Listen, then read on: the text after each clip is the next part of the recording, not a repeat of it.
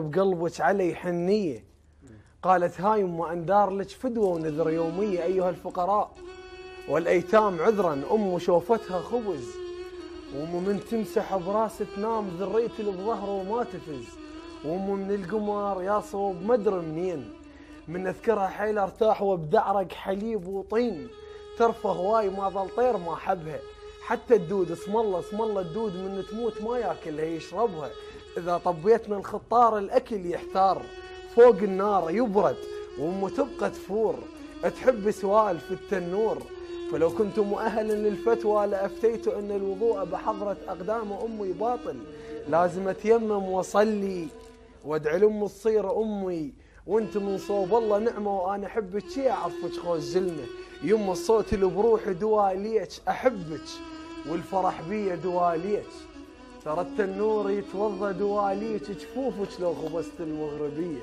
سلامتك. صحة صادق حياك الله. نسمع شيء من سيد نور. عمو هذا زي ما خلانا شيء لا فيكم معدلين حياكم الله. بكل بركه يا سيدي. انا من ساعه سولفت عليه عبر عيني